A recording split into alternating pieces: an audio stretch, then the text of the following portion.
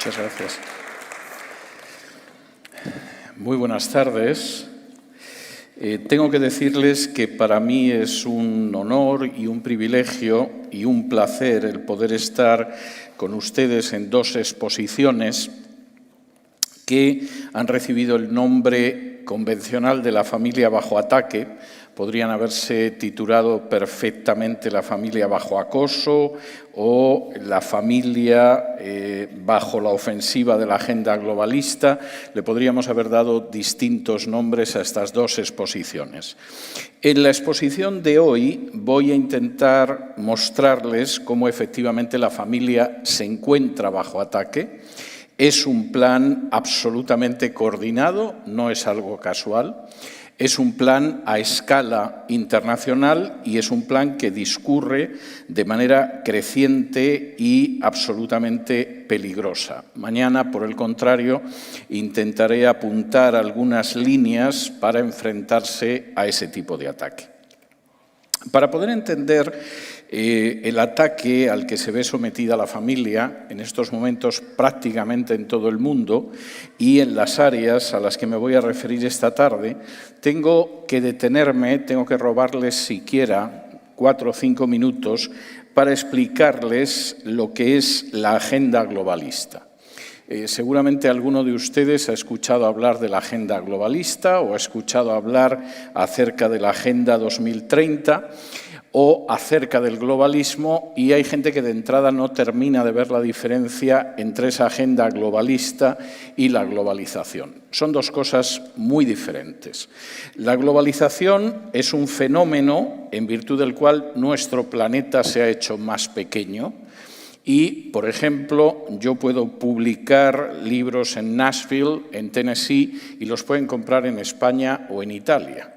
O ustedes pueden comprar un electrodoméstico fabricado en el Japón o algún tipo de producto agrícola que viene de alguno de los países de Hispanoamérica. En términos generales, la globalización es un fenómeno positivo. Tenemos acceso y posibilidad de adquirir y de acercarnos a partes del mundo que simplemente mis padres, no digo ya mis abuelos, incluso en mi infancia, hubiera resultado absolutamente imposible. Y ese es un fenómeno positivo. La agenda globalista es algo totalmente distinto. La agenda globalista constituye un intento de control de todo el planeta por parte de un pequeño grupo al que nadie ha elegido, ha nombrado, ha designado o ha delegado. Como hay gente que cuando se les habla de la agenda globalista inmediatamente dicen que eso es cuestión de conspiranoicos, es decir, gente que tiene ideas raras sobre lo que pasa en el mundo, tengo que decir que la mejor definición, a mi juicio, de la agenda globalista se encuentra en las memorias de uno de sus impulsores, de David Rockefeller, que se publicaron en el año 2002. Y David Rockefeller dice literalmente esto en sus memorias. Algunos creen incluso que nosotros, la familia Rockefeller, somos parte de una cábala secreta que trabaja contra los mejores intereses de los Estados Unidos, caracterizando a mi familia y a mí como a internacionalistas que conspiran alrededor del mundo con otros para construir una estructura global, política y económica más integrada, un mundo, si se quiere. Si esa es la acusación, me declaro culpable y estoy orgulloso de ello. La afirmación de David Rockefeller no es decir, bueno, hay gente que la ha tomado con mi familia y dice que en realidad actuamos en contra de los intereses de los Estados Unidos, que somos internacionalistas, que queremos crear una sola estructura, que formamos parte de una cábala secreta que se dedica a impulsar este plan. Bueno, eso es una estupidez, eso no se corresponde con la realidad, eso no tiene punto de contacto con la verdad. Lo que dice David Rockefeller es todo lo contrario. Si esa es la acusación, me declaro culpable y estoy orgulloso de ello. Y eso lo dice al inicio de un capítulo de sus memorias, que está dedicado a hablar de organizaciones globalistas en cuya creación él participó, como el Club Bilderberg, como la Comisión de Asuntos Internacionales, como la Trilateral, etcétera, etcétera. Rockefeller tampoco es que cuente mucho de esto, pero sí da una idea de cómo ha sido una de las figuras claves en esa agenda globalista. La agenda globalista, por utilizar los mismos términos que utilizó en el año 2002, hace 2 décadas, Rockefeller, es una cábala secreta que no se identifica con el país de origen, que tiene metas internacionales y que busca crear una sola estructura en este mundo, que es política, social y económica. ¿Y eso qué tiene que ver con la familia? Tiene mucho que ver, porque la agenda globalista tiene 3 obstáculos para poder imponer su dominio en todo el mundo. El primero es la existencia de naciones. Cuando el propio David Rockefeller dice, nos acusan de que actuamos en contra de los intereses de los Estados Unidos y, por el contrario, somos internacionalistas, está precisamente expresando uno de los pilares de la agenda globalista. Nosotros no creemos en las lealtades nacionales. Podemos tener un pasaporte que sea de una nacionalidad o de otra, pero no creemos en las lealtades nacionales. Nuestros objetivos son internacionales. Y, de hecho, por cierto, entre los objetivos de la agenda globalista, uno de los más repetidos en los últimos años es la desaparición de las naciones-Estado. Que hubiera naciones-Estado como Alemania o Estados Unidos o Francia o Inglaterra, es algo que pudo tener sentido en el siglo XVIII, XIX y un trocito del siglo XX. No tiene ningún sentido en el siglo XXI. Las naciones como tal van a desaparecer o van a quedar tan debilitadas que en realidad todavía puede que siga existiendo Italia o puede que siga existiendo México o Argentina, pero ya no van a tener ni libertad, ni independencia, ni soberanía. De manera que uno de nuestros primeros objetivos como entidad que se opone al triunfo de la agenda globalista y con el que vamos a acabar son las naciones. El segundo es la familia. ¿Por qué la familia? Por supuesto, voy a intentar desarrollar más esto en el curso de la exposición, pero ahora les tengo que mostrar por qué la familia. Aunque, insisto, voy a desarrollar esto más. Fundamentalmente por 2 razones. La gente nace en el seno de una familia. Si efectivamente, como ha dicho hace apenas unas horas el CEO de Pfizer, para el año 2023 queremos reducir la población de este planeta a la mitad, llevo viendo este vídeo desde ayer por la noche de manera constante, porque no me puedo creer que alguien en su sano juicio haya dicho que quiere reducir a la mitad la población de este planeta para el año que viene, pero si efectivamente queremos reducir drásticamente la población de este planeta, la familia es un obstáculo. La gente nace de la unión de un hombre y una mujer, por regla general, y crece dentro de una familia. Y si vamos a acabar con miles de millones de personas que pueblan este planeta y nos estorban, la familia es un obstáculo con el que tenemos que acabar. Pero hay una segunda razón, y es el hecho de que la familia, a diferencia del Estado, a diferencia de los bancos o a diferencia de los ayuntamientos, es una institución natural. Hemos conocido a lo largo de la historia de la humanidad épocas en que no había bancos. Hemos conocido a lo largo de la historia de la humanidad épocas en que no había municipios o ayuntamientos y, por supuesto, épocas en que no había parlamentos o repúblicas. Son creaciones humanas que han ido apareciendo a lo largo de la historia y que nos han dado mejor o peor resultado. Pero no hemos conocido un momento de la historia de la humanidad en este planeta donde no haya habido familia. Es una institución totalmente natural.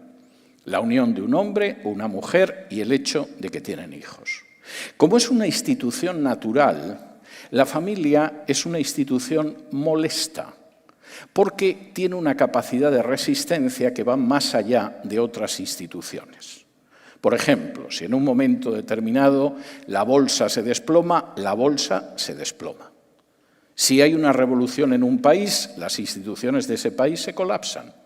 Si se produce una guerra civil o una invasión extranjera, el aparato del Estado se resiente y puede que se desplome. Y en esos momentos, ¿a dónde mira la gente? A la única institución que no se quiebra, la familia. Y da igual que crean en Dios o que no crean en Dios, que sean cristianos o que sean ateos, que sea gente piadosa o que sea gente impía. Yo sé que hay familias que no son familias funcionales y que, por supuesto, en muchas familias hay un fracaso y, por supuesto, hay gente que sufre en la familia. También sé que hay aviones que se caen y mañana, para regresar a mi casa, me voy a subir a un avión. De manera que, en este sentido, por supuesto que la familia no funciona en muchas ocasiones, pero no nos engañemos. La única institución que aguanta lo que no aguanta ninguna institución es la familia. Para todos por igual, crean o no crean. Y, por lo tanto, si queremos crear un mundo en el que las naciones ya no tengan valor, en que los individuos estén solos y puedan ser manipulados, controlados y dominados con facilidad, tenemos que acabar con la familia. La familia es el mundo donde incluso la gente más mala en un momento determinado puede recibir apoyo y puede recibir respaldo. No queremos que nadie tenga esa situación. Hace apenas unos días estaba hablando con un millonario francés y en el curso de una cena, y en un momento determinado me dijo que el gran problema que al final tenía Francia era la desaparición de la familia. Sí, el problema es que la gente está rematadamente sola. Y yo pensé, ¿cómo va a estar si no hay familia? De manera que el segundo gran enemigo de la agenda globalista es la familia, aunque luego me voy a detener en qué se concreta esto. El tercer gran enemigo, y esto es algo verdaderamente interesante, son los cristianos bíblicos, no el cristianismo en general. No las confesiones religiosas en general, es el cristianismo bíblico. Y por si alguien piensa que esto nace de mis prejuicios, permítanme contarles una historia que muestra hasta qué punto lo que digo es cierto. En el año 2019 se produjo en Bogotá un acontecimiento extraordinario que, como casi todos los acontecimientos que son extraordinarios y que afectan a sus vidas, no les contaron los medios de comunicación. Generalmente los medios de comunicación les suelen contar aquello que les entretiene y los mantiene distraídos, pero no suelen detenerse en las cosas que afectan a fondo a sus vidas, aunque a veces parezca lo contrario. Y en el año 2019, en Bogotá, Colombia, se reúnen todas las organizaciones de lobbies gays de Hispanoamérica. Y se reúnen para examinar exactamente cómo continúan la parte de la agenda globalista que circula sobre esas organizaciones, LGTB, si quieren llamarlas, o gays o homosexuales, como les parezca. En esa especie de macroconcilio, macrosínodo de las organizaciones homosexuales, llegan a 3 conclusiones por unanimidad. Año 2019. Primera conclusión: la agenda globalista está detenida. Teníamos que alcanzar una serie de objetivos en temas como el aborto, el matrimonio homosexual, la legalización de las drogas, etc. La agenda globalista se ha quedado detenida. Hemos conseguido avances en algunos sitios, pero esto no tiene aspecto de que pueda avanzar en ninguna dirección. Segunda conclusión: la culpa de esa paralización la tienen las iglesias evangélicas. Y el razonamiento es un razonamiento bastante inquietante. Nosotros habíamos calculado que, puesto que la religión mayoritaria en Hispanoamérica es la Iglesia Católica, lo único que tenía que preocuparnos era la Iglesia Católica.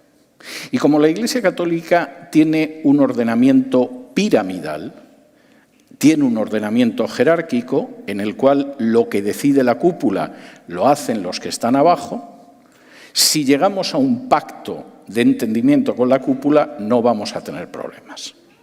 Hombre, habrá católicos que arrastren los pies y digan ¿por qué los obispos se callan frente a esto? Habrá católicos que se sientan indignados con este Papa. Bien, pero al final, como en el ejército, en cuanto que arriba toquen el silbato, los de abajo se colocan en fila y caminan. De la misma manera que en el ejército un sargento puede pensar que el coronel se ha vuelto loco, pero no se le ocurre desobedecer las órdenes del coronel, obedece. Y este era nuestro planteamiento. Y de pronto, estos malditos evangélicos han salido debajo de las piedras y han paralizado el avance de la agenda globalista. Y, francamente, no sabemos cómo enfrentarnos con esto. No tienen una jerarquía, no tienen una unión piramidal, no forman una sola organización. ¿Cómo pactas cuando son tan distintos y de todas formas se movilizan? Nos han detenido la agenda globalista. Tercera conclusión por unanimidad. Tenemos que infiltrarlos y destruirlos. Y aquí podría detenerme horas hablando sobre cómo se intenta, pero no me puedo distraer porque estamos hablando de la familia bajo ataque. De manera que en principio tenemos un plan que nos encanta para acabar controlando totalmente este planeta y estamos tan orgullosos que venimos diciéndolo desde hace décadas, aunque hay gente que no se ha enterado y generalmente la televisión, la radio y la prensa no habla de ello. Tenemos tres grandes obstáculos, que son la agenda globalista, las familias y aquellos cristianos que tienen una posición bíblica. Y, por supuesto, el fin que nosotros nos planteamos es bastante evidente. Permítanme ahora, en el resto de la exposición, que les muestre cómo la familia está bajo ataque. En teoría, vivimos en un mundo donde la familia no solamente no debería estar atacada, acosada, ni ser objeto de ningún tipo de conducta negativa, porque la propia Declaración Universal de Derechos Humanos de 1948, que se supone que acatan, reconocen y respetan todos los países de Naciones Unidas, dice que no hay posibilidad de avance sin la familia. Es una declaración de derechos humanos que quizá ustedes pueden encontrar incompleta e imperfecta, pero desde muchos puntos de vista es muy interesante. Y surge después de la Segunda Guerra Mundial. Y deseando que no haya un desastre como la Segunda Guerra Mundial. Y esa gente que ha sobrevivido a la Segunda Guerra Mundial tiene muy claro que es imposible que el género humano avance sin la familia. ¿Qué ha sucedido, mientras tanto, para que en un momento determinado todo esto cambie? ¿Qué ha pasado en este mundo para que desde esa Declaración Universal de Derechos Humanos de 1948, que dice que efectivamente la familia es algo indispensable para el progreso y el desarrollo humano, vayamos en una dirección contraria? Pues fundamentalmente la toma de decisiones por una élite que no ha sido elegida por ninguno de nosotros, que no ha sido designada por ninguno de nosotros, y que no tiene el respaldo seguramente de ninguno de nosotros, pero que han decidido que están por encima de los Estados.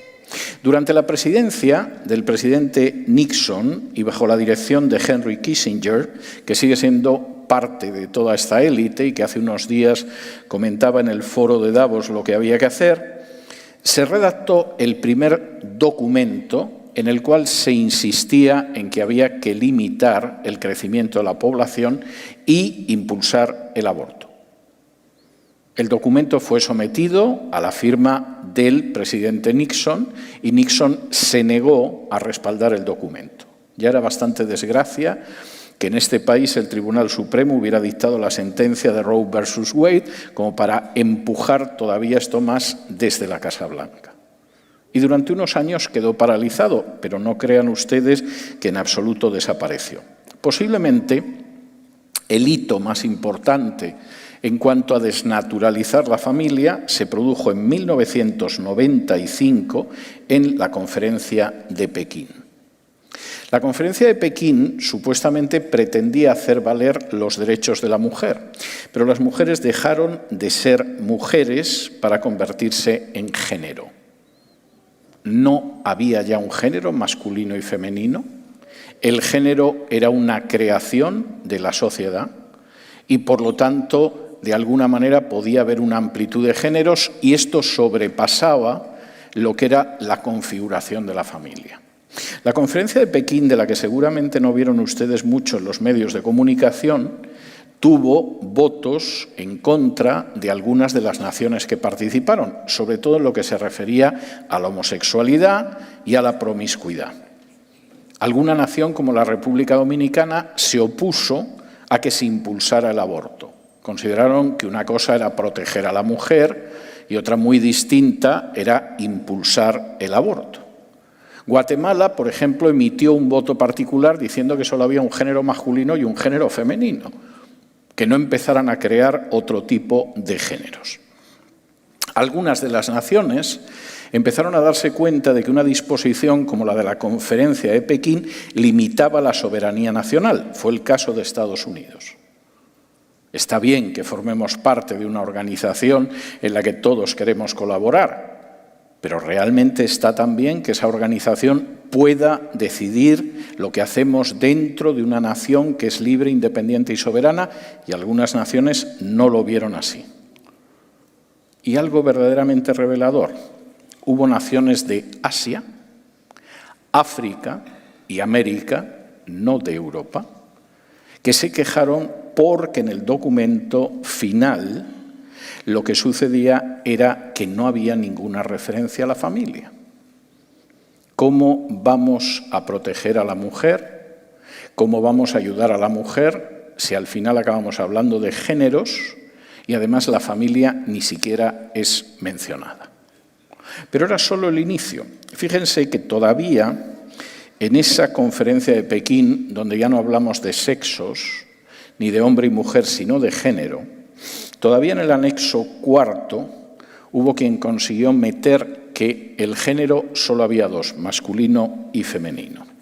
En estos momentos la ONU ha reconocido 112 géneros, lo cual no deja de ser notable, porque hay que tener una imaginación para encontrarlos tremendo. Concretamente hay un personaje que se llama Vitit Muntarbor, que se supone que era el experto independiente de la ONU en violencia y discriminación basada en la orientación sexual y la identidad de género. Este es un cargo que se creó en el año 2016, que un día efectivamente nos sorprendió diciendo que teníamos más de un centenar de géneros. Si alguien pensaba que los géneros, pues a lo mejor era mujer heterosexual, mujer bisexual, mujer homosexual y hombre, etcétera. No, hemos llegado hasta 112 y tengo que reconocer que es una auténtica expresión de la imaginación. Y, por supuesto, esto podemos introducirlo gracias al control de los medios de comunicación.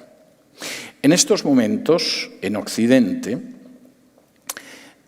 aproximadamente el 90% de la información que ustedes reciben en radio, en televisión, en prensa escrita, en películas de adultos, en series de televisión, en películas cinematográficas, en documentales de animales e incluso en dibujos animados para niños, está en manos de solo 5 empresas. De manera que es muy fácil en un momento determinado que la Disney decida que la mitad de sus empleados tienen que ser LGTB o que haga una nueva versión de La Bella y la Bestia, por supuesto con una perspectiva de género, es decir, LGTB, o que en un momento determinado el National Geographic dedique un número monográfico a la homosexualidad dentro de la naturaleza, cuando en realidad la naturaleza, por propia definición, lo que no es homosexual porque se extinguiría si lo fuera. Es muy fácil cuando solo hay 5 empresas que lo controlan. ¿Qué pasa con el entretenimiento? Y, por supuesto, todos consumimos entretenimiento, empezando, por supuesto, por los adultos de la familia, pero siguiendo por los niños. El 90% de la música que consumimos en Occidente está en manos de tan solo 3 transnacionales, con alguna participación de las otras 2. Y esa música, si alguna vez tienen ustedes la curiosidad de contemplar los canales de vídeos musicales, sobre todo de consumo juvenil, es una música cada vez más tendente a ensalzar los valores de la promiscuidad o del ocultismo y, por supuesto, de la denominada perspectiva de género. No crean que es difícil lanzar una campaña. Lo difícil realmente es no verla, porque está todo en muy pocas manos. Y quizá eso explica que en este país, en los Estados Unidos de América, más del 50% de los americanos piensen que los medios de comunicación no son fiables y que hay que informarse con medios que no forman parte de esas grandes compañías de comunicación. No es que sepan exactamente dónde les engañan, pero algo en su olfato les dice que les engañan. Y eso se utiliza fundamentalmente para atacar a la familia en 5 áreas. Primera de esas áreas es la educación. Vamos a cambiar totalmente los contenidos educativos y vamos a cambiarlos desde el propio kindergarten, desde el jardín de infancia, lo cual es algo tremendamente importante. En el año 2006, en España se aprobó la legalidad de una asignatura que tenía un nombre precioso porque era Educación para la Ciudadanía. Y la educación para la ciudadanía es algo que suena bien. Vamos a educar a los niños desde los 3 años de edad a cómo ser buenos ciudadanos. Uno pensaría que a los niños les van a enseñar la Constitución, quizá algo de la historia del país, algo de cómo funcionan las instituciones. Me parece perfecto enseñarles esto. El problema era que el sistema educativo lo único que hacía era convertirse en un transmisor de la ideología de género sobre los niños desde los 3 años. Por ejemplo, los niños tenían que entender que la homosexualidad es tan natural como la heterosexualidad. Y esto se podía demostrar recurriendo a la naturaleza. Claro, una cosa es que lo quieras demostrar y otra es que lo puedas demostrar. ¿Y qué ejemplos aparecían en los libros de niños que muestran que la homosexualidad es tan común en la naturaleza como la heterosexualidad? 2 animalitos, el caballito de mar y el caracol. Ahora, lo del caballito del mar se entiende. Cualquiera que vea un caballito de mar se da cuenta de que es igual que cualquiera de los que estamos aquí. Yo a veces salgo de casa, me cruzo con un caballito de mar y lo confundo con un vecino. Es algo que efectivamente uno puede entender que se hable del caballito de mar. El problema es que el caballito de mar no es homosexual, además. El caballito de mar es heterosexual, el macho fecunda a la hembra pone unos huevos y eso sí, quien empolla los huevos hasta que salen los nuevos caballitos es el macho. Pero hasta ahí llega su homosexualidad. El otro animalito es el caracol. Yo comprendo que si uno quiere defender estas ideas, un animal que se arrastra, que babea y que tiene cuernos, sea un símbolo maravilloso, pero incluso el caracol tampoco es un animal homosexual, es bisexual. Y según con el que se encuentra, puede aparearse de una u otra manera heterosexualmente siempre. Pero, en principio, la idea es empezar a enseñar a los niños en este sentido.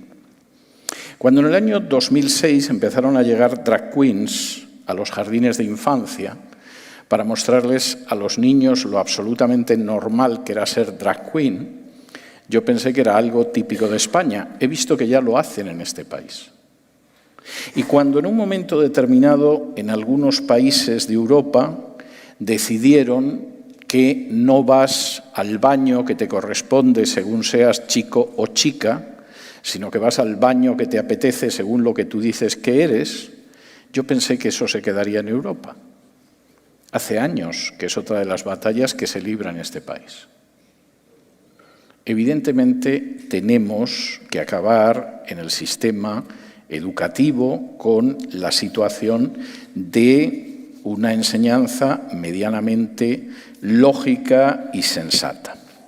Esto, más allá de lo que pueda pensar alguno, que quizá encuentra que simplemente es una cuestión medianamente sin importancia, es decir, ¿qué más da que los niños vean a una drag queen que vean a un dragón o algo por el estilo real? Sin embargo, tiene una enorme relevancia para la sociedad que va más allá de la simple moralidad. Y permítanme que les comente alguna de estas cuestiones porque es enormemente importante y de ella depende la prosperidad económica y el avance del país, no solo la moralidad. La semana anterior al 4 de julio de 1966, en este país, la Oficina Americana de Educación, la US Office of Education, publicó un informe de 737 páginas. Un informe. En el informe, para poder elaborar ese informe, se había realizado una investigación que aplicaba a 3.000 escuelas de este país, algo más de 600.000 estudiantes y miles de maestros. El informe lo realizó el equipo de Sociología de la Universidad Johns Hopkins, bajo la dirección de un sociólogo que se llamaba James S. Coleman. Es por lo que se habla siempre del informe Coleman, aquellos que lo conocen. Y el informe intentaba determinar cómo conseguir que la educación en este país mejorara. La educación tenía sus agujeros, tenía sus fallas, tenía sus defectos, y el informe Coleman, más de 700 páginas, más de 600.000 estudiantes, miles de maestros y directores y más de 3.000 escuelas, intentaba determinar por qué había unos niños que rendían más y otros niños que rendían menos. Por supuesto, todos sabemos que hay niños y jóvenes que son más inteligentes que otros. Hay niños y jóvenes que tienen talento y hay otros que son muy torpes. Pero dentro de lo que es el promedio, ¿qué es lo que hace que un alumno vaya más allá de lo que van otros cuando la inteligencia más o menos es la misma, su situación social es más o menos la misma?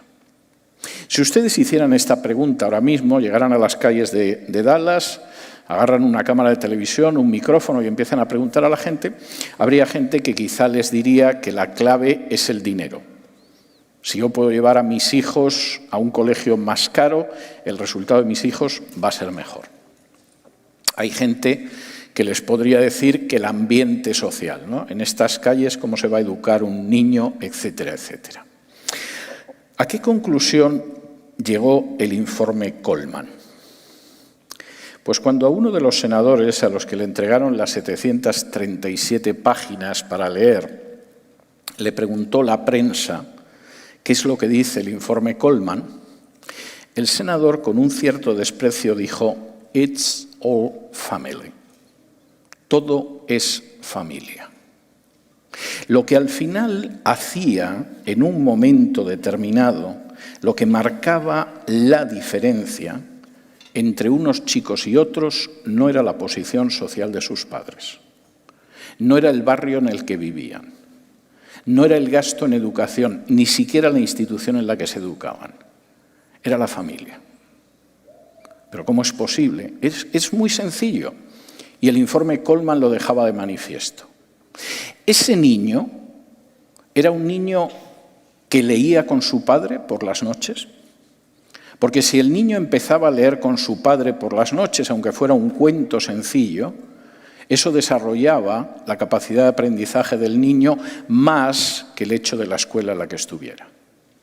Ese niño era un niño que cuando leía con su padre le podía formular preguntas o el padre le hacía preguntas para ver si había comprendido y el niño reaccionaba, porque si sucedía eso, eso pesaba más que la institución educativa. Ese niño era un niño que, por ejemplo, iba a museos con su padre. Era un niño que, por ejemplo, escuchaba música con los padres y los padres lo educaban musicalmente. Era un niño que, por ejemplo, recibía apoyo de sus padres para empezar a resolver sus primeros problemas matemáticos, sumas, restas, multiplicaciones, divisiones. Eso era lo que marcaba la diferencia. No se ha hecho un informe, ni antes ni después del informe Coleman, tan amplio ni en este país ni en ninguna parte del mundo. Pero, sin embargo, al presidente Johnson le molestó mucho, porque había conseguido convencer al legislativo de este país que se gastara 14.400 millones de dólares en burocracia educativa, y no íbamos a dejar sin gastar 14.400 millones de dólares de los bolsillos de los contribuyentes, simplemente porque alguien ha estudiado la educación, y lo que decide la educación y la calidad de la educación en este país no son los burócratas, sino los padres. La familia es enormemente importante para la educación. Y efectivamente, si se da la circunstancia, como es en este caso, de que la familia en un momento determinado no funciona educativamente, este será un país de asnos mucho más fácil de controlar. Podemos llegar a gastar mucho más dinero en presupuesto, Denle ustedes a un político el dinero de sus impuestos y el año que viene intentará tener más dinero de sus impuestos. Pero eso no quiere decir que el país funcione mejor. De manera que si queremos convertir en una masa ovejuna y fácilmente manipulable la de este país, lo primero que tenemos que hacer es acabar con la familia. Los niños que tienen a los padres cerca para ayudarles en la educación son niños que piensan. Y no queremos gente que piense. Queremos gente que baje la cabecita, contenta, o que grite lo que queremos que griten. Segunda área de ataque: la autoridad parental, especialmente la del padre varón. En España, yo creo que hace más de 40 años que las series de televisión de producción nacional, cuando aparece una familia, no digo cuando es una serie de misterio, un thriller, una serie histórica, pero cuando es una comedia de situación, algunas las proyectan aquí en canales latinos, o sea que las pueden ver, la familia siempre tiene el mismo esquema. La madre es buena pero histérica, es decir, es una madre que es buena, quiere a los niños pero bastante histérica. El padre es un imbécil total y absoluto. Casi es imposible encontrar un varón más idiota que el padre de una serie española de televisión. Y los hijos, que son niños y adolescentes, son mucho más sensatos, inteligentes y sagaces que el idiota del padre y la histérica buena de la madre. Esto parece inocente, pero no lo es. Y de hecho, el efecto que eso tiene en la sociedad, cuando uno se dedica a acabar con la autoridad del padre, sobre todo, es tremenda. No será tanto, sí lo es. Fíjense ustedes, porque en este sentido, de nuevo, los datos estadísticos son verdaderamente escalofriantes. Por ejemplo, nosotros sabemos de sobra que es una desgracia no tener madre. Eso no lo negaría nadie. Un niño que se tiene que criar sin su madre, todos lo compadecemos, lo vemos bien y efectivamente sabemos que es una desgracia. Y cualquiera que ha tenido que criarse sin una madre sabe que hay unas carencias de ternura, de cuidado, de amor que pueden pesar durante años sobre esa persona. ¿Qué pasa cuando la persona sin la que se crían es el padre? Pues lo sabemos. Por ejemplo, no existe, por regla general, la ley y el orden en la casa. La madre puede que grite a los niños, que de vez en cuando los castigue, que intente disciplinarlos, pero en términos generales, la idea de disciplina, de ley y orden en la casa desaparece en la inmensa mayoría de casos. ¿Y eso qué significa?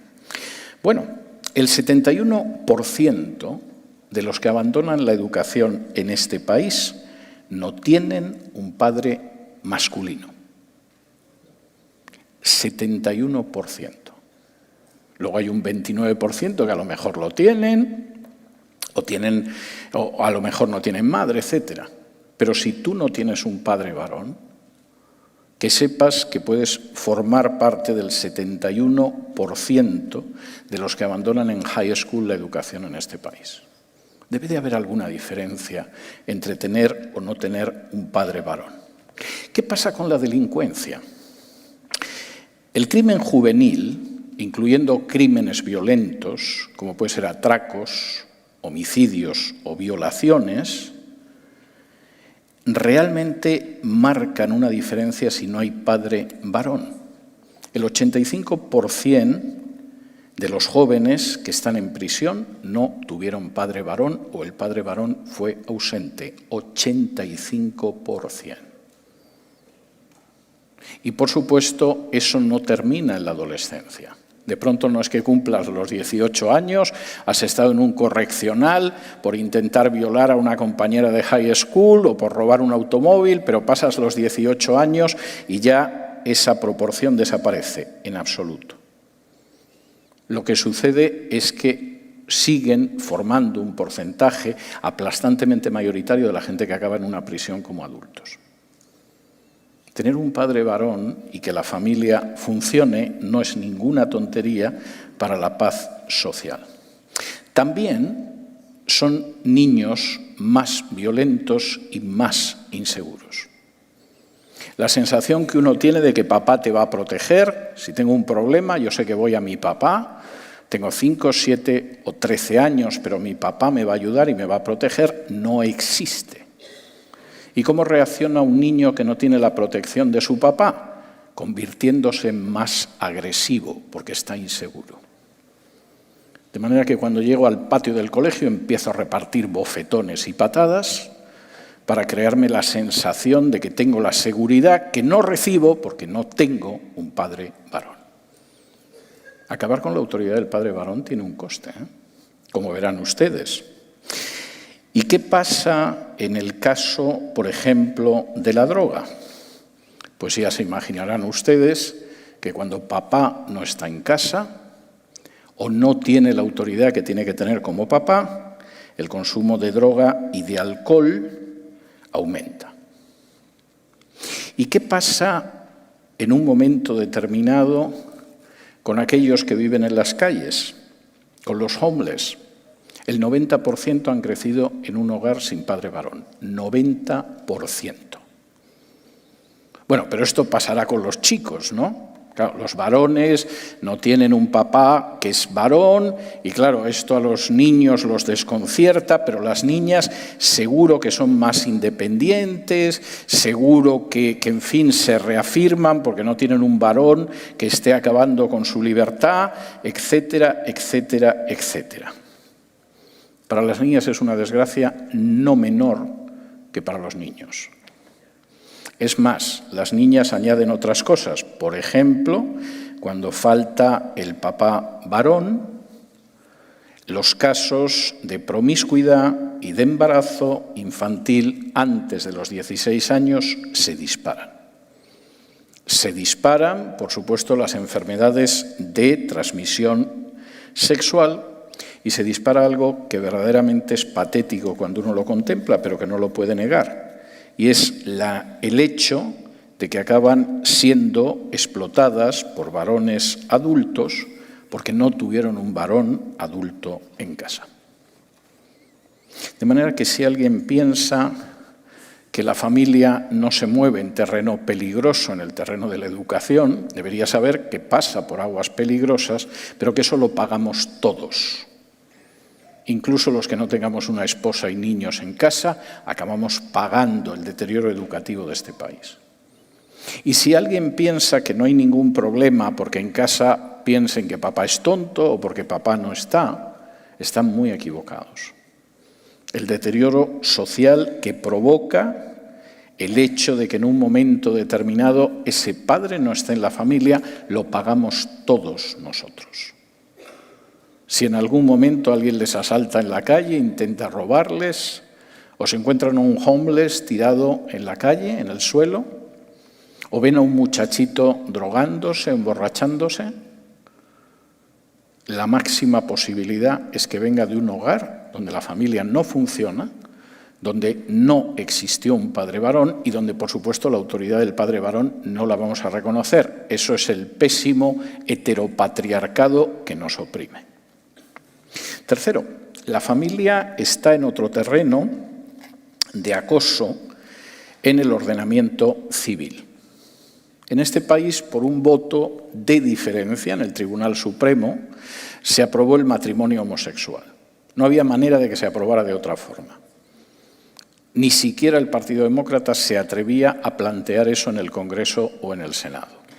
Las veces que se sometió a referéndum, incluso en el muy liberal estado de California, la gente votaba en contra, de manera que solo necesitábamos la traición de un juez conservador para que se convirtiera en una realidad. Pero el cambio en el ordenamiento civil, en las leyes civiles, que es la tercera área de ataque de la familia, en cuestiones como el matrimonio, no solamente discurre por el terreno de las parejas homosexuales. De pronto, los niños empezaron a ser también adoptados por parejas homosexuales. Las parejas homosexuales no pueden tener niños. Si todos fuéramos homosexuales, nuestra especie estaría condenada a la extinción. De manera que, como quieren tener niños, dejemos que adopten niños. Y cada cual se puede imaginar lo que significa eso para los niños. Pero no solo nos vamos a quedar ahí. Puesto que hemos decidido que hay familias que no son familias, pero las vamos a llamar familias, ¿por qué no quitamos a las familias sus niños? Por ejemplo, ¿por qué no vamos ampliando los motivos en virtud de los cuales podemos quitar a unos padres sus niños? Claro, en algunos casos esto parece lógico, ¿no? El papá golpea a la mamá es una alcohólica, tiene una hermana más mayor que se pasa drogada 24 horas al día, parece que el niño tiene que ir a un hogar de acogida. Parece. Es verdad, hay casos que seguramente es la única solución. El problema es que cada vez se ha ido ampliando más en Occidente los supuestos para quitarle los niños a los padres. Y como estas causas siempre son causas tan nobles y tan desinteresadas que proporcionan mucho dinero, la situación en la que estamos es en cómo quitamos los niños a los padres y lo convertimos en un negocio. La gente que esté familiarizada con mi canal de televisión, con cesarvidal.tv, sabe que uno de los programas del fin de semana se llama La Mafia Feminista. No es un programa con ese título para hacerte popular en ciertos medios. Y quien lleva esto es una periodista que se dedica a investigar todos los abusos, siempre muy lucrativos económicamente, no solo de las feministas, sino de la ideología de género. ¿Y saben ustedes cuál ha sido uno de los últimos hallazgos que ha hecho? El gran negocio que es quitarle los hijos a los padres. Y uno diría, ¿pero por qué? Oh, es muy sencillo. Conseguimos que padres que no nos gustan, porque van a una iglesia, porque de alguna manera pensamos que podemos quitarles sus hijos, entregamos esos hijos a una institución que recibe dinero por ocuparse de ellos. Y a veces se ocupan de ellos. Pero a veces simplemente compran a los niños los zapatos, los pantalones, las faldas con que tienen que vestirse, los libros de texto que necesitan, los lápices y los cuadernos para educarse. Y una vez que hemos recibido el dinero público que ha costado eso, vendemos de segunda mano y el niño va descalzo y va vestido de harapos. ¿Eso pasa en África? No. Eso pasa en Europa Occidental. Y pasa de manera masiva.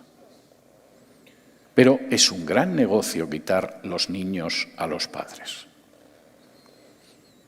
En un país que supuestamente es una democracia, como es el caso de España, estamos descubriendo redes donde quitan los niños a los padres porque son evangélicos. Y cuando encontramos el primer caso pensamos esto es un abuso y un error. Bueno, quizá es una funcionaria muy sectaria del ayuntamiento que ha dicho cómo va a estar un niño con unos papás que le enseñan la Biblia y le están lavando el cerebro para que sea cristiano, y es un caso. No. Hemos descubierto que sigue todo un patrón. Vamos buscando a madres que están solas, que no tienen mucha educación, que incluso psicológicamente son borderline, no tienen una subnormalidad, pero tampoco son mujeres inteligentes y les quitamos los niños. Y nos dedicamos a recibir dinero público de esos niños. Pero a veces el dinero público nos parece poco. ¿Y qué hacemos con los niños? Los prostituimos. Simplemente esos niños a los que vamos a cuidar en contra de sus papás evangélicos o sus papás no evangélicos, pero hemos sustraído esos niños de la familia, los ponemos a disposición de depredadores sexuales. Y ustedes dirán, ¿eso lo ha visto usted en una película? No, eso lo he visto en distintos países europeos. Poco antes de estallar la crisis del coronavirus, en Alemania hubo que descubrir cómo toda una red de prostitución de niños que supuestamente eran mejor tratados porque se los habían arrancado a sus padres, llevaba actuando desde hacía más de 30 años y iba desde el canciller alemán hasta el alcalde de la ciudad más importante de Alemania. ¿Casualidad? ¿Por más de 30 años? Sucede en España. Sucede en otros sitios. ¿Y cómo podemos hacer eso? Pues lógicamente atacando a la familia. En el momento en el que decidimos que tenemos absoluta libertad para educar a esas criaturas como nos parece y no como piensan sus padres. En el momento en el que llegamos a la conclusión de que los padres, especialmente el varón, no tiene por qué tener la más mínima autoridad sobre esas criaturas. En el momento en el que llegamos a la conclusión de que podemos trastornar las leyes civiles y ya la familia y el matrimonio va a ser lo que nosotros queramos, no lo que es naturalmente, pues evidentemente también la tutela de los niños queda en nuestras manos. Y podemos quitárselos a los padres y podemos en un momento determinado entregarlo a instituciones y en un momento determinado también podemos prostituirlos.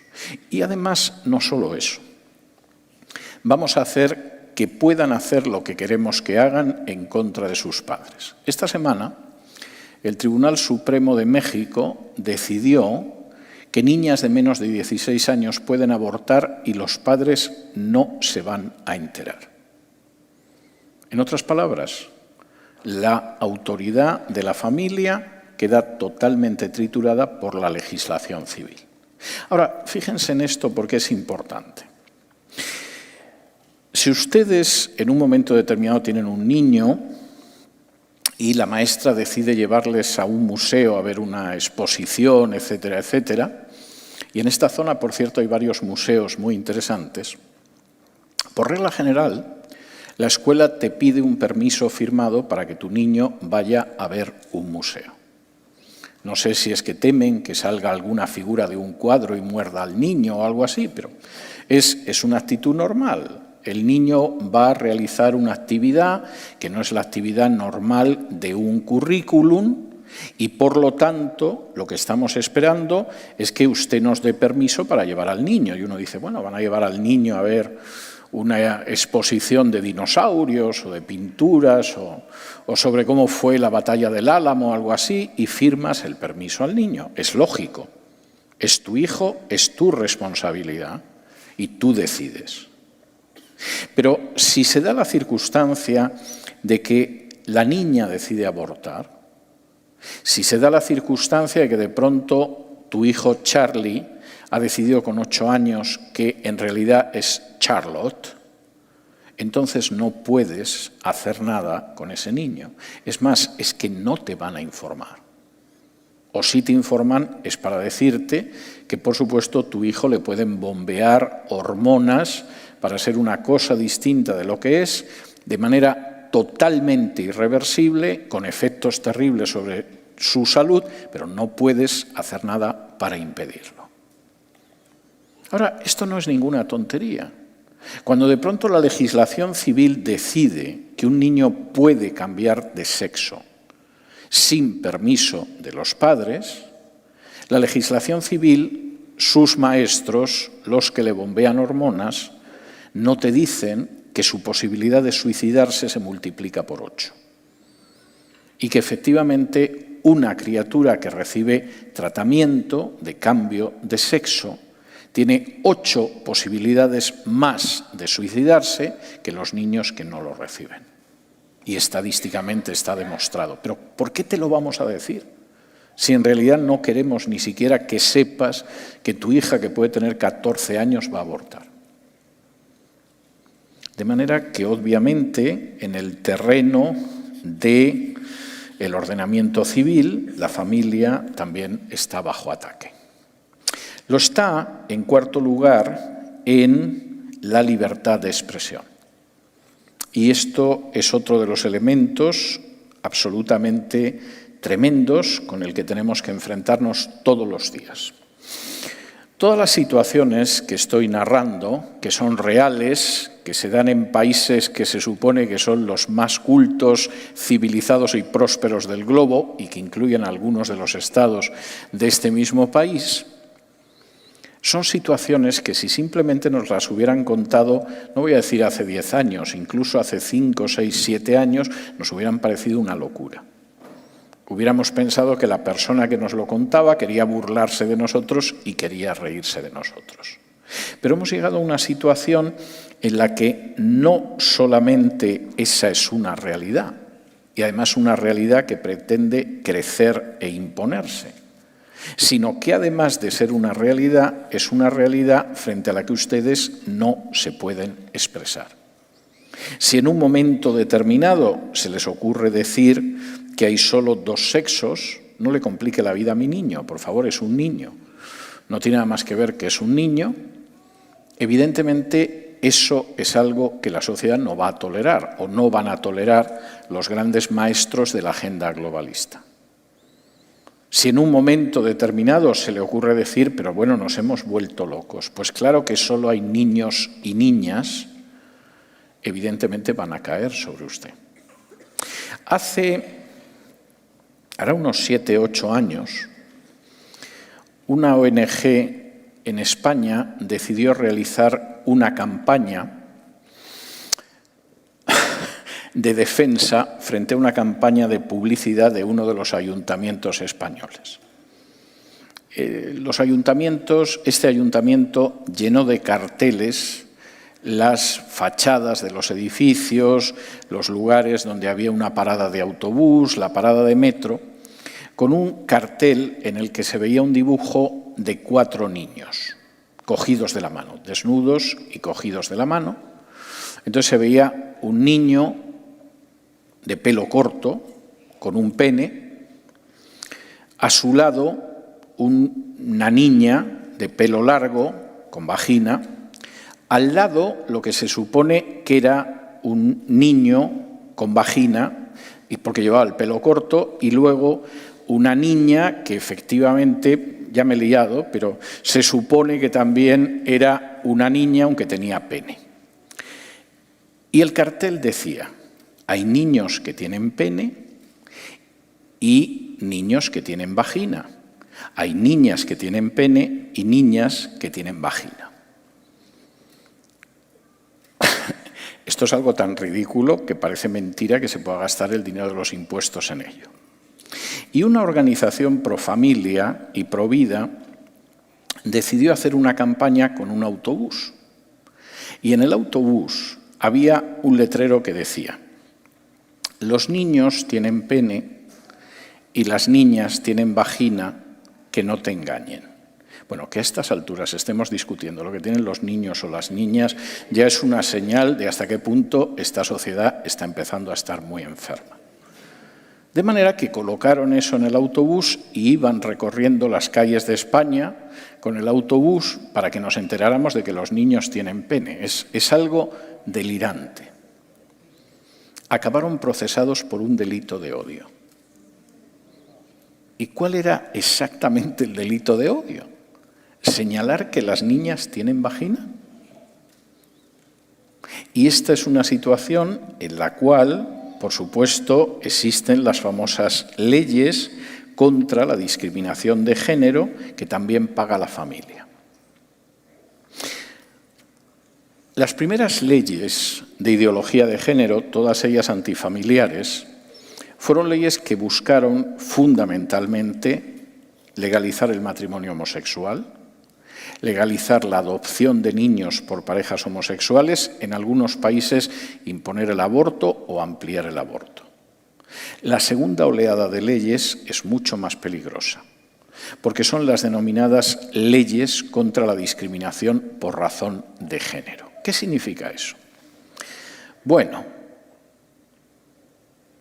Gilberto, que tiene tareas de carácter pastoral, está un día sentado tranquilamente en su despacho y de pronto entra el director del coro. Esto es un ejemplo, espero que nadie se lo tome a mal, pero entra el director del coro y le dice: mire, pastor, el hermano Raúl y yo hemos decidido casarnos. Hemos empezado nuestra relación, nos vamos a sentar en la primera fila y a la vuelta de unos meses esperamos que usted nos case. O, de pronto, entra una hermana y le dice: mire, pastor, la hermana Luisita y yo somos novias. Y a partir de ahora no vamos a ocultar nuestro amor, vamos a entrar en la iglesia tomaditas de la mano, nos sentaremos en la primera fila para que la gente lo vea y usted nos va a casar. Y Gilberto, que en ese momento mira a ver si hay una cámara oculta y es un programa de televisión para luego reírse de él, de pronto se da cuenta de que es verdad y se siente inquieto y intenta manejar esta situación pastoralmente, todavía. Porque en España a Gilberto le podrían meter en prisión si no las casa a las dos chicas o a los dos chicos. Y en algún país, todavía se supone que más civilizado que España, en la Unión Europea, podrían encarcelarle por un periodo más amplio. En España primero te multarían, luego verían si te cerraban la iglesia, etc. Y en un momento determinado, si no estás dispuesto a casar a estas personas, evidentemente las estás discriminando por razón de género y el peso de la ley va a caer sobre ti. Y las normas contra la discriminación por razón de género cada vez son más duras. Y esta es una situación absolutamente real. La libertad de expresión es algo que cada vez es más difícil dentro de esa situación. Cuando en España, en el año 2006, se aprobó el matrimonio homosexual, las voces que nos enfrentamos con ello, seguramente con los dedos de la mano sobraban dedos a la hora de contarlas, en público. Hace un par de años, una amiga mía, muy buena amiga, que por cierto es lesbiana, me contó que había tenido una entrevista con el que entonces era presidente del gobierno, José Luis Rodríguez Zapatero, y que el presidente del gobierno le había dicho que lo que nunca me iba a perdonar era que me hubiera opuesto al matrimonio homosexual, en público y desde los micrófonos de la radio. Y en un momento determinado le dijo: mira, yo a César Vidal le puedo perdonar que no estuviera de acuerdo con la economía que yo llevaba. Él lo ve de otra manera. Le puedo perdonar que no estuviera de acuerdo con la política internacional que yo llevaba, que no le gustara que yo me llevara bien con Evo Morales y con Chávez. Bueno, lo puedo entender. Pero no le voy a perdonar jamás que me pusiera 2 millones de personas en la calle protestando en contra del matrimonio homosexual. No se lo voy a perdonar nunca. Y esto se lo decía a mi amiga más de década y media después de los hechos. Y realmente esa es absolutamente la situación. La familia no tiene derecho a expresarse con libertad y cada vez vamos a hacer lo posible porque sea así. Las iglesias que no se enteraron de eso en el 2006 y se durmieron, pensaron que se había terminado. Vamos a dar una imagen de que somos ilustrados, tolerantes, no vamos a decir nada en contra del matrimonio homosexual, esto se acaba aquí. Pero al cabo de muy pocos años aparecieron las leyes contra la discriminación por razón de género. Y de pronto los pastores que habían callado se dieron cuenta de que podían ir a la cárcel. Y yo me pasé buena parte del verano pasado reformando las constituciones de iglesias en España para que si de pronto aparecía la secretaria del pastor con su novia y quería casarse, el pastor no fuera a la cárcel. La familia está bajo ataque también en la libertad de expresión y quizá no somos conscientes, pero es real. Quinto y último. Subrayo lo de último porque supongo que les dará un cierto alivio saber que estoy concluyendo. La familia no solo se encuentra en una situación de ataque a partir del sistema educativo. No solo se encuentra en una situación de ataque porque hay que destruir el orden familiar y la autoridad parental y sobre todo la autoridad del padre. No solo está en una situación de ataque porque el ordenamiento de las leyes civiles embiste contra la familia y no solamente está en una situación de ataque porque además se ve acosada en la libertad de expresión. La familia está acosada y está atacada también frente a la violencia familiar. Y uno dirá, ¿pero cómo? Permítanme de nuevo que lo explique, porque son otras leyes que en algún caso, por supuesto, existen en distintos países europeos, hay intentos de que existan en países de Hispanoamérica y hay estados aquí en Estados Unidos que lo están planteando. Y son las leyes frente a la denominada violencia de género. Ahora, ¿qué significa esto? Bueno, pues miren, es muy sencillo. Supongamos que esta pareja de aquí, que yo espero que sea muy armoniosa porque están tomados de la mano, en un momento determinado entraran en una situación de erupción dentro de casa que llegara al insulto e incluso a los golpes.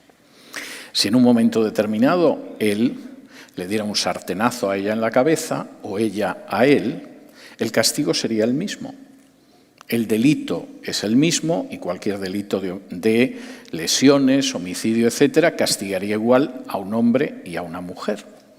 A fin de cuentas, una de las grandes conquistas jurídicas de la historia es que somos iguales ante la ley.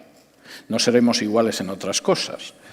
Hay gente que es más torpe y más inteligente, más guapa y más fea, más alta y más baja, más clara y más oscura, pero ante la ley todos somos iguales. Esto salta totalmente con la ideología de género y la agenda globalista. En España, él sería objeto de una condena doble de la que ella recibiría por el mismo hecho. Y no es el único país europeo. ¿Por qué? Porque ella es mujer. Y la violencia es una violencia que no es intrafamiliar, sino que solo va en la dirección del hombre hacia la mujer y por lo tanto hay que castigarla el doble. No solamente eso. Ustedes han escuchado muchas veces, aunque solo sean las películas policiales, esa idea de que todo el mundo es inocente mientras no se demuestre lo contrario, salvo que seas varón. Porque si ella formula una denuncia, él es culpable, salvo que demuestre lo contrario. ¿Qué significa esto? Bueno, esto significa que la fragilidad que se crea dentro de una familia es tremenda. En un momento en que se produce una crisis familiar, yo no intento solucionar la crisis familiar, te amenazo. Oye, que voy a decir que me has golpeado o que me tratas con crueldad mental y a ti de momento te encarcelan. Y vamos a ver el tiempo que tardas en demostrar que eres inocente, salvo que no lo demuestres nunca. ¿Y hay muchas denuncias falsas? Pues según las propias juezas en España, el 80% de esas denuncias son falsas. La familia de nuevo se encuentra en una situación de ataque. No vamos a intentar solucionar los problemas que hay dentro de la familia, no. Vamos a ir sembrando minas en la convivencia entre un hombre y una mujer para que en cualquier momento eso explote. Pero no puede ser, un juez, no hay juez que se atreva a enfrentarse con eso. Les voy a contar una anécdota más, pero todo lo que les estoy contando es totalmente cierto. Cuando esta ley es aprobada por el Congreso español, hay políticos que dicen esto es un disparate. ¿Cómo se va a aprobar una ley que castiga más a los hombres que a las mujeres por el mismo delito? Y uno de ellos, que se llama Alfonso Guerra y fue vicepresidente del gobierno hace años, llama a uno de los miembros del Tribunal Constitucional y le dice, bueno, esto lo echaréis abajo en el Tribunal Constitucional, porque esto es anticonstitucional, aunque lo haya votado el Congreso. Y el juez miembro del Tribunal Constitucional le dice, sí, hombre, claro, esto cuando llegue al Tribunal Constitucional lo declaramos inconstitucional porque esta norma no puede pasar adelante. ¿Cómo vas a castigar más a un varón que a una mujer por el mismo delito? Y la ley llega al Tribunal Constitucional. Y el Tribunal Constitucional decide que es una norma total y absolutamente constitucional. Y entonces este político, que ve que aquel juez que le había dado seguridades en vano, le llama y le dice, pero ¿cómo habéis podido aprobar una ley inconstitucional como constitucional? Y el juez le dice, no te puedes imaginar la cantidad de presiones que hemos tenido. En otras palabras, si la presión social de determinados lobbies es suficiente, no hay ninguna salvaguarda ni ninguna protección en la ley ni en la Constitución. Y alguno podría decir, bueno, pero eso pasa en España, que ya se sabe que es un país del sur de Europa, que tiene muy buena comida, un sol extraordinario. Eso ha pasado en este país. La sentencia Roe versus Wade usurpa y ocupa las competencias del legislativo de este país. Un conjunto de jueces, en vez de declarar que no tenían competencia para ocuparse del tema del aborto, deciden crear una ley de aborto ellos mismos. Y apelan a una enmienda de la Constitución que habla del derecho a la privacidad que no tiene nada que ver con el aborto. Y le quitan a los estados de Estados Unidos la competencia legal que tienen para legislar en esa materia. Y este país lleva sufriendo durante todas estas décadas el hecho de que el Tribunal Supremo se ha excedido de sus competencias y de pronto, en algunos casos, funciona como una tercera cámara. Y tenemos un Congreso y tenemos un Senado y luego tenemos un Tribunal Supremo que actúa como no puede actuar el Tribunal Supremo. Y cuando de pronto hace unas semanas se produce una filtración y sabemos que hay una mayoría ahora mismo del Tribunal Supremo que quiere volver a poner las cosas en orden constitucionalmente como eran a inicios de los años 70, se produce toda una opinión en el sentido de no, en absoluto, no podemos volver a la constitucionalidad. El Tribunal Supremo tiene que seguir siendo una tercera cámara. Y aparece una de las juezas del Tribunal Supremo, que está en el Tribunal Supremo porque es hispana y mujer, para los que no se hayan dado cuenta, que dice, no podemos echar atrás la sentencia Roe versus Wade, porque la gente va a pensar que tomamos las decisiones no de acuerdo con la ley, sino de acuerdo a nuestra visión política. Pero es que alguien duda de que es así. ¿Es que alguien no ha visto que cada vez que se nombra un nuevo juez para el Tribunal Supremo en este país, se organiza la de San Quintín porque todo el mundo sabe lo que se pretende con eso y no es precisamente que se sirva la justicia hasta los últimos jueces? Esa es la realidad que vivimos. La familia está en una situación de ataque y de ataque verdaderamente tremendo. La familia está siendo atacada para que no pueda ser el lugar donde finalmente la educación hace que una sociedad sea una sociedad libre y próspera.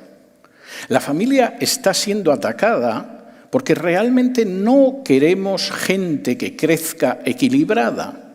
Necesitamos desequilibrados a los que poder controlar. La familia está siendo atacada porque la misma idea de la familia y de su solidez hace que esta sociedad sea mucho más fuerte de lo que nos gustaría. La familia está siendo atacada porque no podemos tolerar que de pronto un padre o una madre con un poco de sentido común diga: toda esta corriente es un disparate, lo ve cualquiera. Yo sé perfectamente de mis hijos quién es un niño y quién es una niña. Y la familia está siendo atacada porque no se quiere permitir que incluso plagas, como puede ser la violencia dentro de una casa, se erradiquen, sino que, por el contrario, nuestros hogares sean lugares todavía más frágiles de lo que son.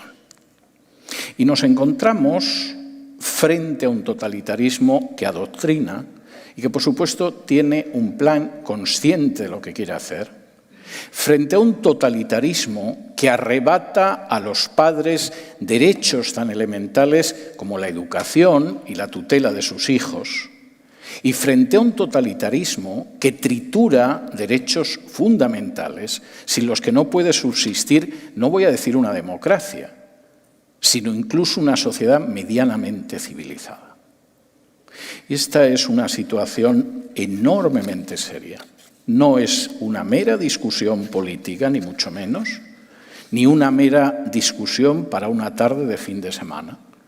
Es un desafío que va a marcar, según respondamos, cómo va a ser nuestra sociedad. Muchísimas gracias.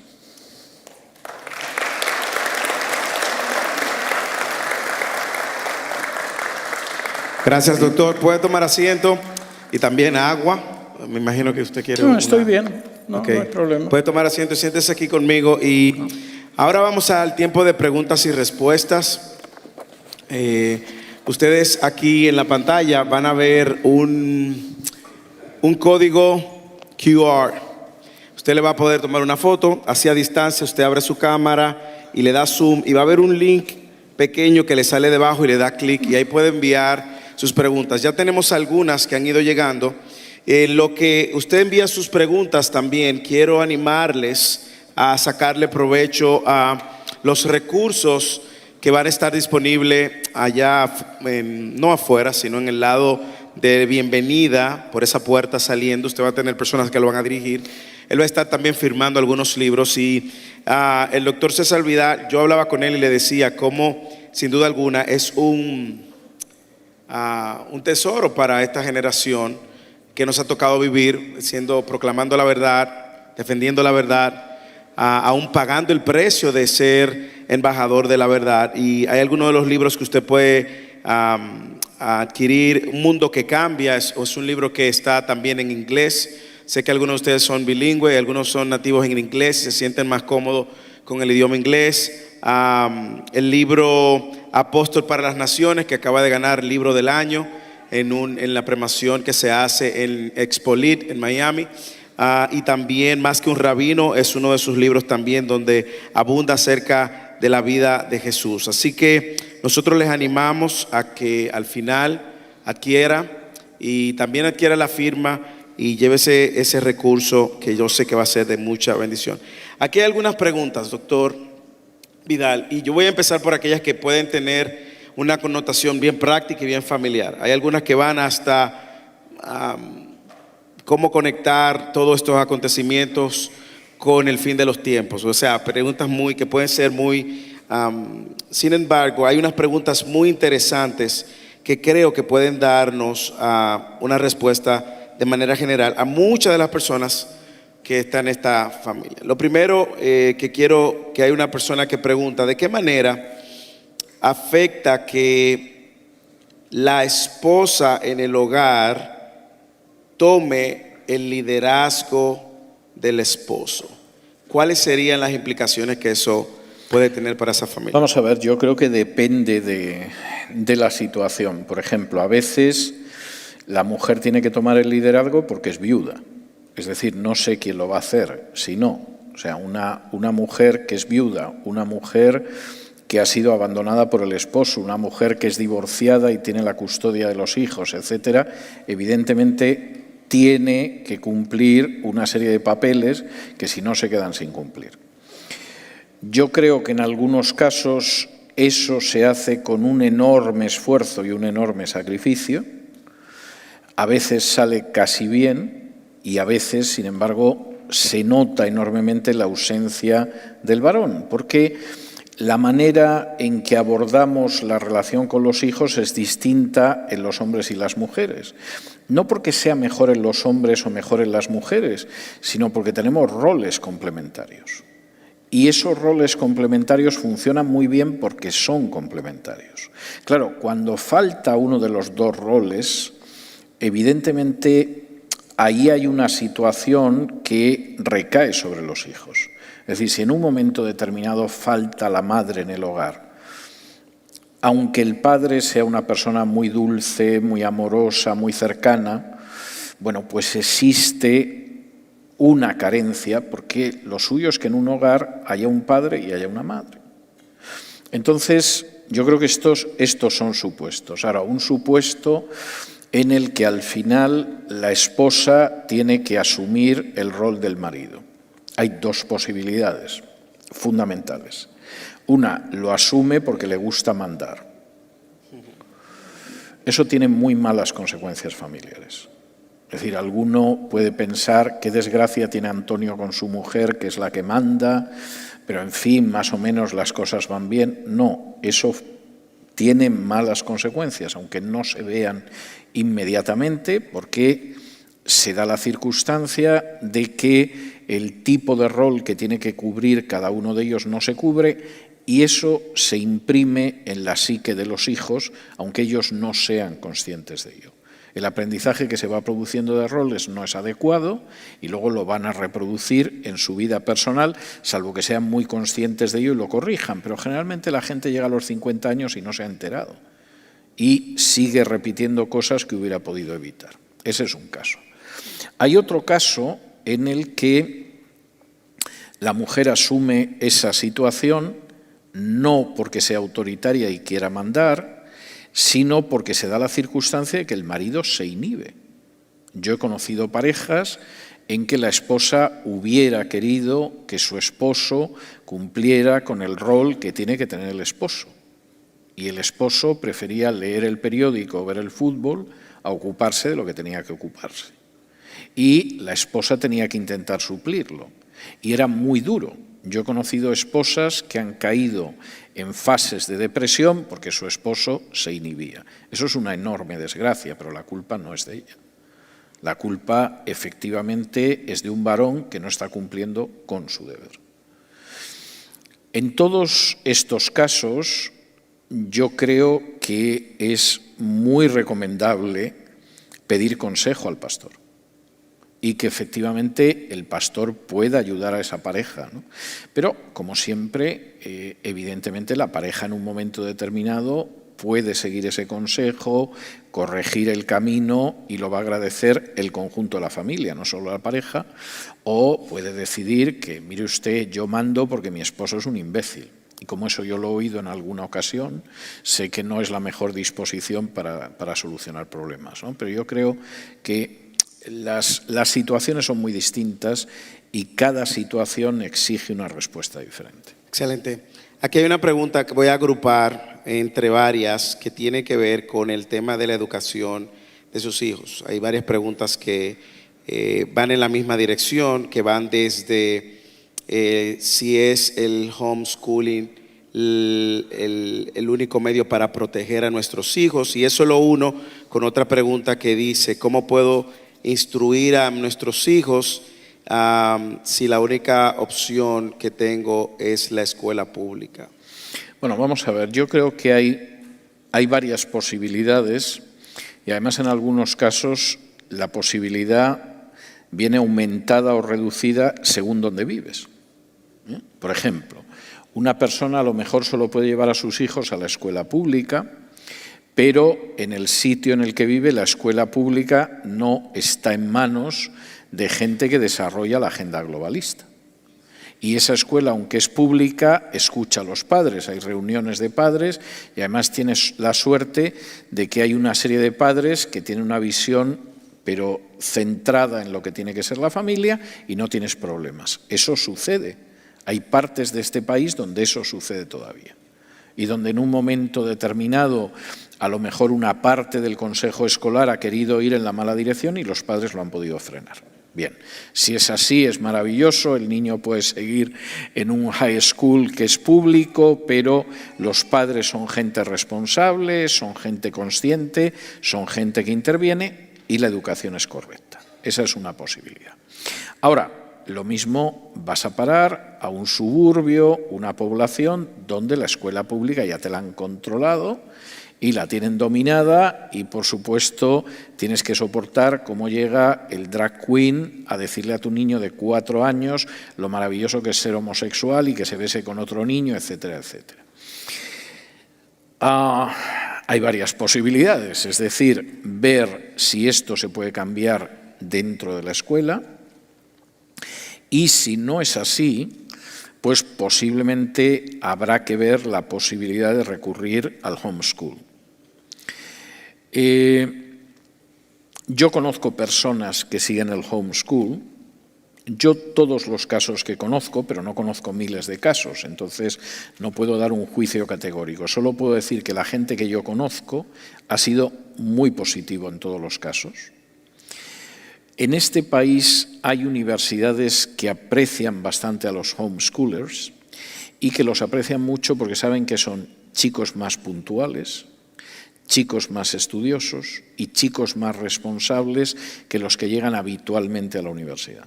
Entonces, en este país hay incluso algunas universidades que ven con un cierto favor las solicitudes de alguien que sea homeschooler.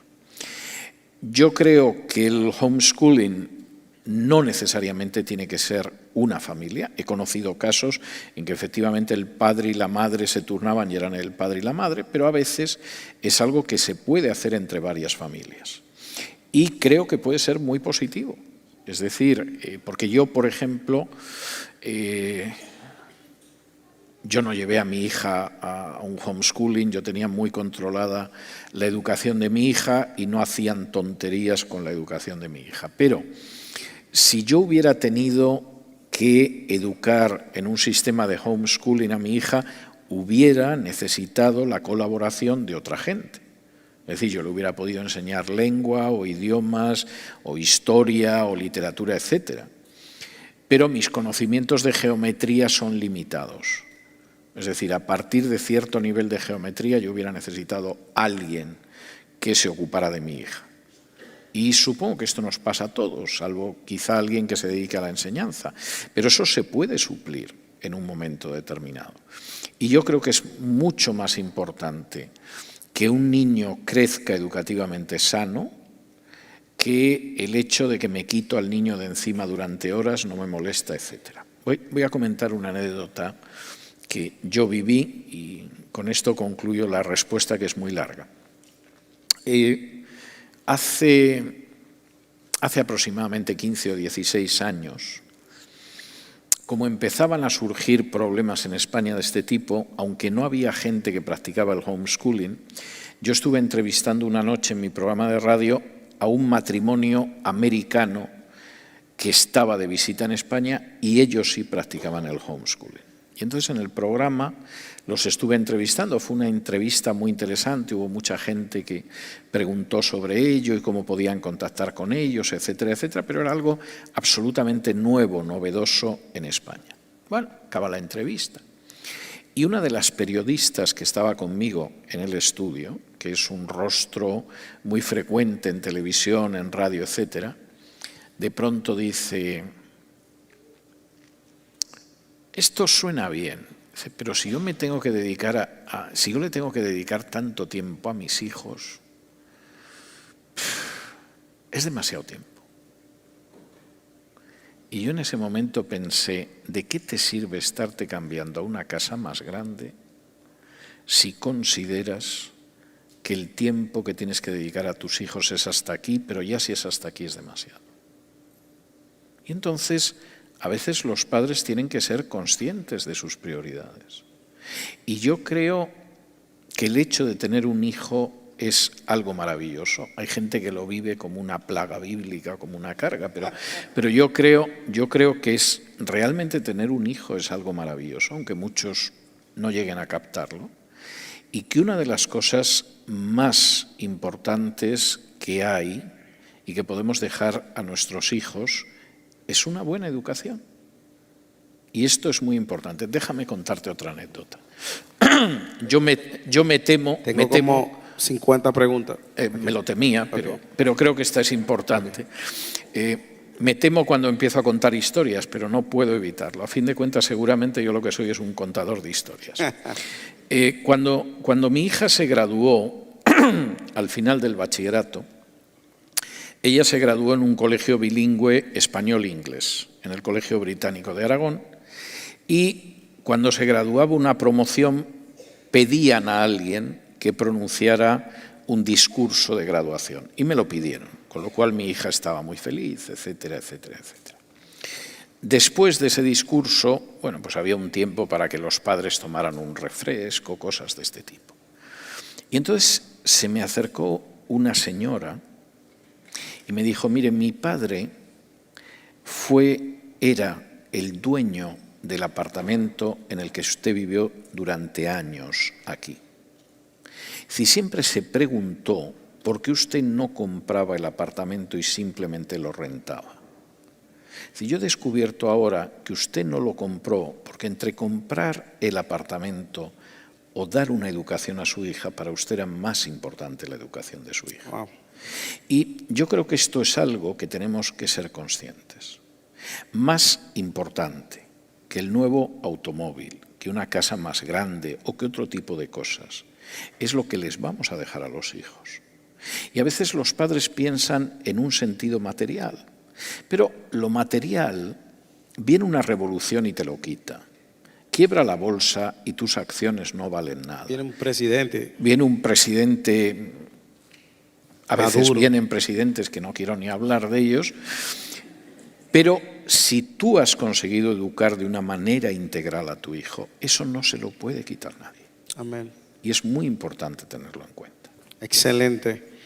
Me encanta la respuesta y sobre todo en la misma dirección del informe Coleman que decía, Sí. La familia es lo más importante. Es todo. A la luz de esa pregunta, hay una muy interesante. Le voy a hacer preguntas de dos en dos. ¿Qué usted cree? Así vamos. Ok.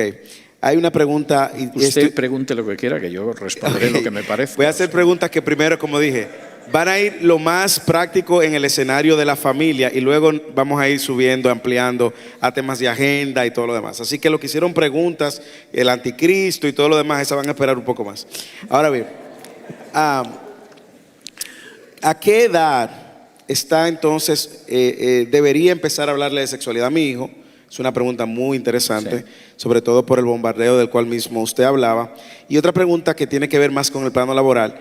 ¿Qué hago si mi superior decide cambiar su género y prefiere, y yo soy creyente bíblico de lo que usted mencionó, y prefiere que lo llame por el género al cual ha cambiado? Sí, bien, vamos a ver lo primero.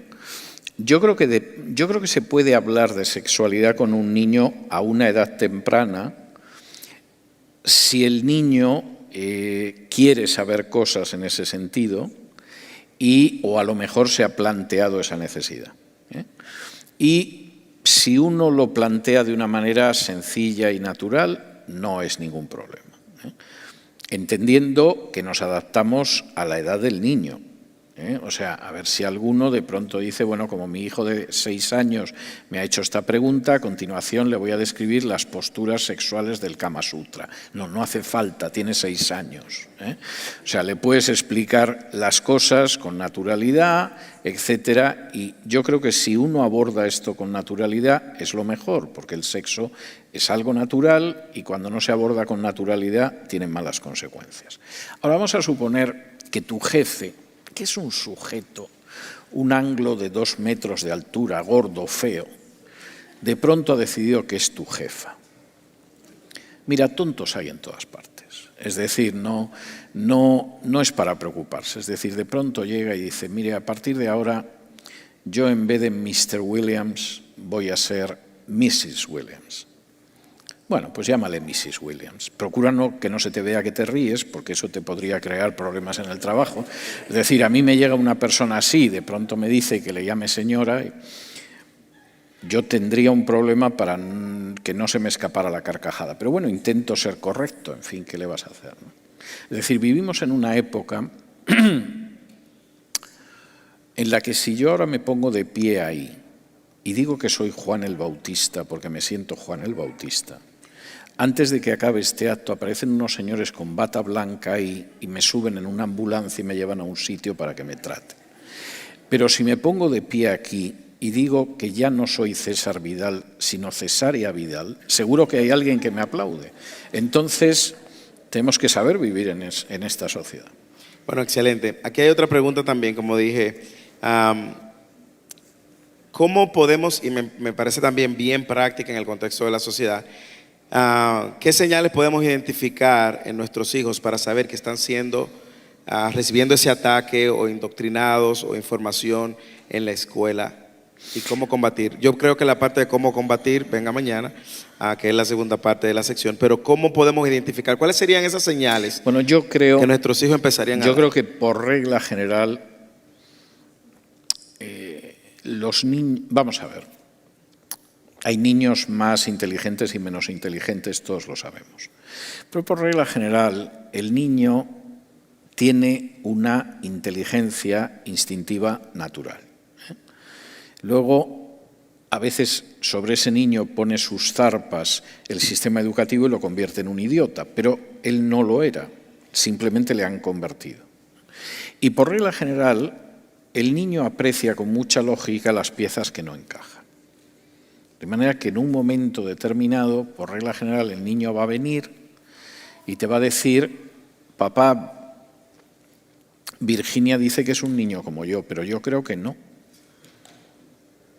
Y efectivamente ya te das cuenta de que algo está pasando. Es decir, yo creo que si uno mantiene una comunicación fluida y constante con los niños, empieza a ver lo que pasa con los niños. Y todos hemos vivido esa experiencia en la que de pronto el papá o la mamá le dice a la mamá o al papá, oye, ¿te has fijado en lo que pasa con Fernandito? Le debe estar pasando algo, etcétera. Esa es una manera. La otra es seguir que les están enseñando en la escuela a los niños. Es decir, si tú efectivamente te preocupas de ver el currículum que sigue tu niño en una asignatura y de pronto te dice que está estudiando química con perspectiva de género, te mete lo peor. Porque evidentemente va por ahí, ¿no? Luego la pobre criatura a lo mejor, intentando aprender algo de química, se le escapa la perspectiva de género, pero en principio tú ya sabes que ya es un blanco para eso. Voy a hacer una pregunta quizás final antes de irnos al anticristo. Al anticristo. Bueno, va en esa dirección y tiene que ver cómo luce el avance de la agenda con el fin de los tiempos. Esa es una pregunta que se repite o luce de diferentes maneras. Aquí hay gente que pregunta hasta de Illuminati, pero yo creo que eso podemos avanzarlo. ¿Qué rol juega el Vaticano con esta agenda? Entonces, sí, dentro de toda esta agenda globalista, ¿qué conexión hay entre el pacto a la humanidad para el 2030? Son preguntas que van en esas mismas direcciones. Y hay otras preguntas buenas que las tomaremos mañana otra vez con un enfoque más familiar, pero quiero también satisfacer a aquellos que han preguntado con respecto al fin de Vamos a ver, la Agenda 2030 no es nada más que la versión de la ONU de la agenda globalista. Es decir, si alguien dice, bueno, ¿qué tiene que ver la Agenda 2030 con la agenda globalista? La Agenda 2030 es la formulación de la Organización de Naciones Unidas de la agenda globalista. Y cuando tú ves a distintos políticos, reyes y presidentes que llevan el pin de la Agenda 2030, pues evidentemente es gente que se está identificando con la agenda globalista. Segunda cuestión, ¿qué papel juega el Vaticano? El Vaticano es una pieza importantísima en el avance de la agenda globalista.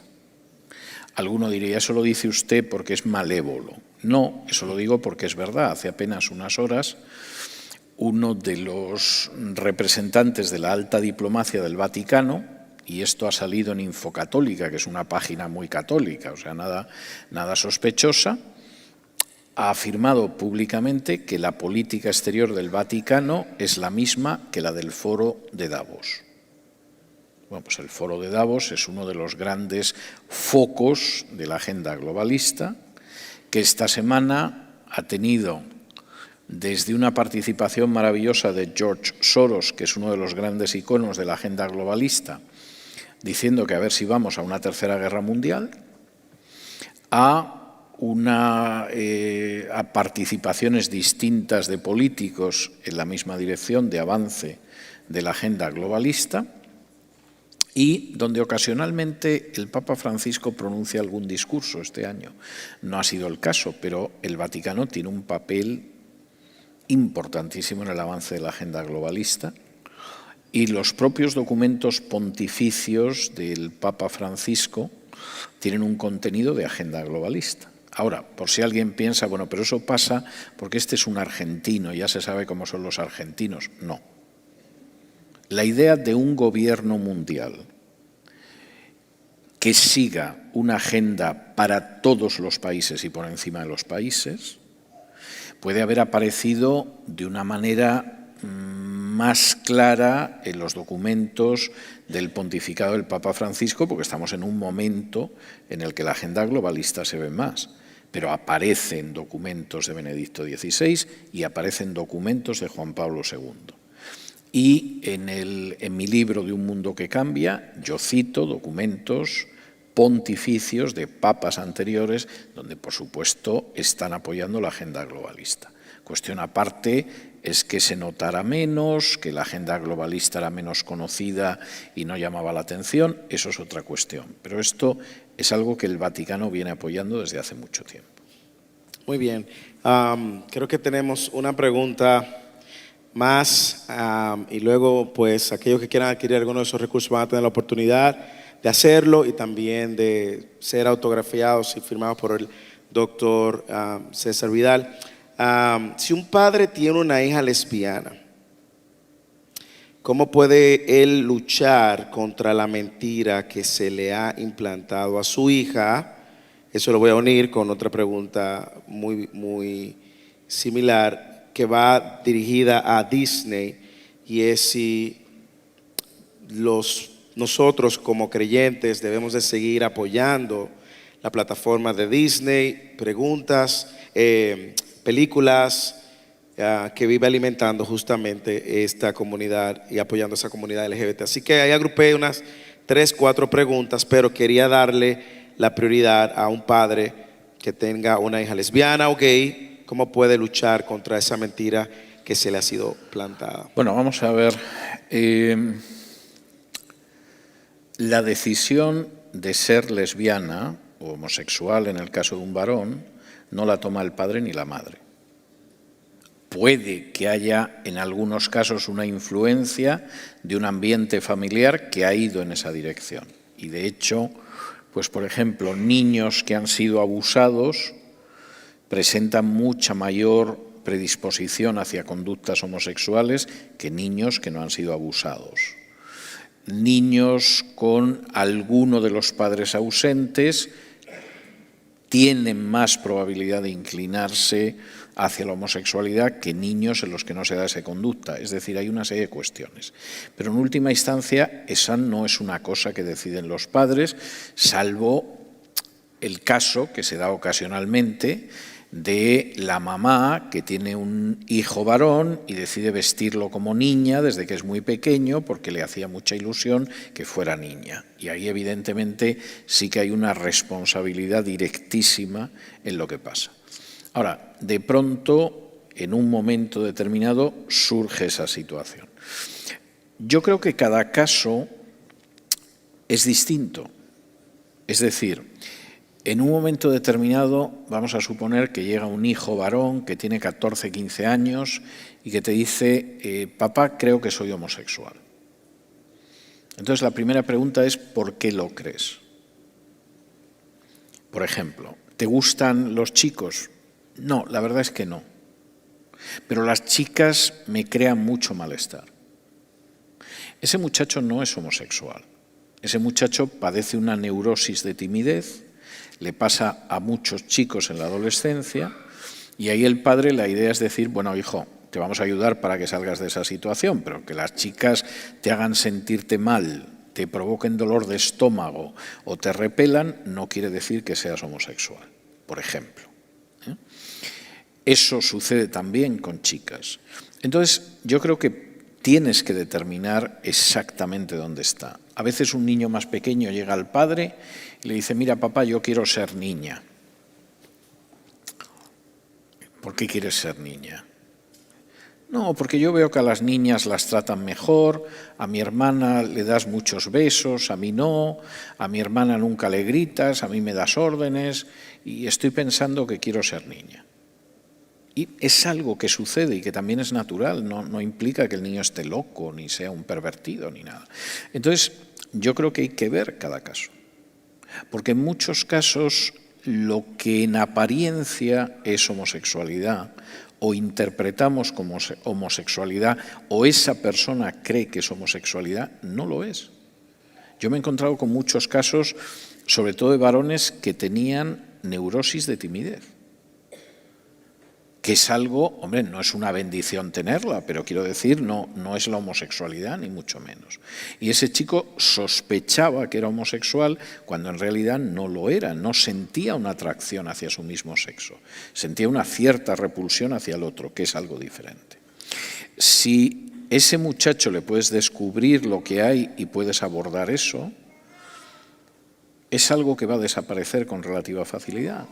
Si no te percatas de ello, y empiezas a contar, pues esto es horrible, hijo, no sé qué, si en algún momento ese chico acaba teniendo una relación sexual con alguien de su propio sexo, eso puede acabar derivando hacia la homosexualidad. Pero en muchísimos casos ni siquiera es homosexualidad, aunque la persona pueda pensar que es así. Entonces yo creo que hay que saber abordar cada caso. Ahora vamos a suponer que efectivamente la hija es lesbiana. Le gusta cortarse el pelo como si fuera un sargento de marines, es hombruna, persigue a otras chicas, etcétera, etcétera. Sería un caso, en fin, por hablar de un caso muy difícil, porque es prácticamente imposible que te encuentres con una cosa así con una niña o un adolescente. Bueno, habría que abordar la situación, pero si tu hija le da por beber, le da por abusar de las anfetaminas, esnifa cocaína, roba frascos de perfume en el Winn-Dixie, etcétera, etcétera, etcétera, lo vas a abordar de una manera natural. Es decir, no es agradable, no es fácil, pero vas a ayudar a tu hija para que salga de eso.